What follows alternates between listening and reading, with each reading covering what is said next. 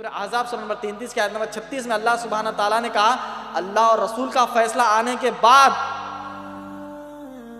अल्लाह और रसूल का कुछ फैसला आ जाए, उसके बाद जो मोमिन मर्द और जो मोमिन औरतें हैं उनको कबूल करना ही करना है, कोई ऑप्शन ही नहीं है उनके पास। आयत में आगे क्या है मालूम? कबूल करना है जिच में आकर नहीं, खुशी से कबूल करना है। क्या है आयत? कि जब अल्लाह का फैसला आ जाए और रसूल का फैसला तुम्हारे पर आ जाए, हुक्म आ जाए, तो उसको कबूल करना ही करना, कोई दूसरा ऑप्शन है? कोई दूसरा ऑप्शन नहीं है। और कबूल इस तरीके से करना है कि खुशी से, जिच में आकर नहीं। फैसले कैसे? फैसले जो फैसले आ जाए। मिसाल के तौर पर कुरान और हदीस में ऐसी चीजें हैं जो अल्लाह और नबी अकरम सल्लल्लाहु अलैहि वसल्लम ने जिससे रुकाया है और दुनियावी तौर पर वो हमको फायदेमंद लगती है। जैसा कि सबसे बड़ी मिसाल हम देखते हैं कि सूद। अरे भाई, कोई मैं चीज़ खरीदा, उसको मैं किराए पर दिया, उसका पैसा लेता हूँ, तो पैसा देता हूँ तो पैसे का पैसा क्यों नहीं लेता हूँ? फ़ायदा है ना इसमें फ़ायदा है।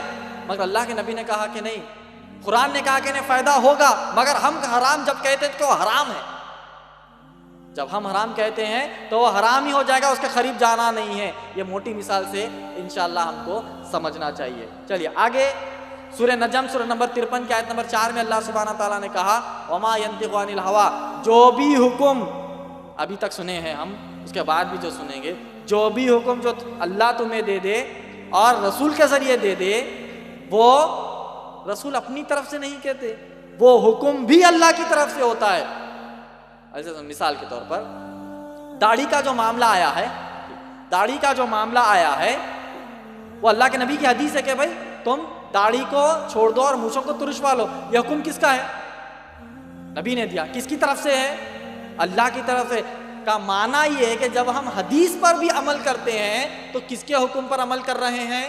अल्लाह सुब्हानहू तआला के हुक्म पर हम अमल कर रहे हैं। इस आयत के ज़िमन में हमको ये पता चलता है। सूरह निसा सूरह 4 की आयत नंबर 14 में अल्लाह सुब्हानहू तआला ने कहा, अल्लाह रसूल की हुदूद से बाहर मत जाओ।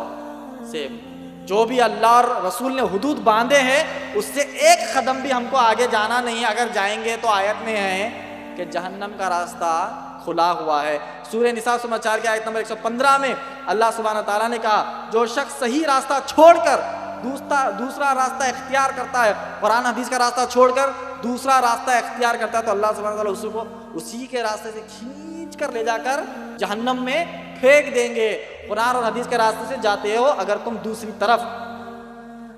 तो ये जो आयतें हैं माशाअल्लाह, अल्लाह सुब्हानहू तआला ने नबी अकरम सल्लल्लाहु अलैहि वसल्लम की इताअत के बारे में बताया और साथ ही साथ नबी अकरम सल्लल्लाहु अलैहि वसल्लम की अज़मत के बारे में माशाअल्लाह बताया। जैसे कि मैंने किताब बताई है अर्रिक़ुल मख्तूम, आप लोग पढ़िए। जैसे कि मैंने कल भी कहा और आज भी कहता हूँ कि ये इतना वाज़ेह और वसी टॉपिक है कि दिन भी अगर बोल दे, दिन भर 1-2 दिन भी बोल देगा तो कम नहीं होगा। 1-2 घंटे में मैं इसको मुकम्मल नहीं कर सकता। नबी अकरम सल्लल्लाहु अलैहि वसल्लम की सीरत अगर आपको पढ़ना है तो ये किताब आप पढ़ सकते हैं, अर्रिक़ुल मख्तूम, द सील्ड नेक्टर, इंशाअल्लाह। ये मैंने नबी अकरम सल्लल्लाहु अलैहि वसल्लम का मुख्तसर सा तारुफ जितना मैं बोल सकता हूँ कुरान और हदीस के तौर पर मैं बताया हूँ।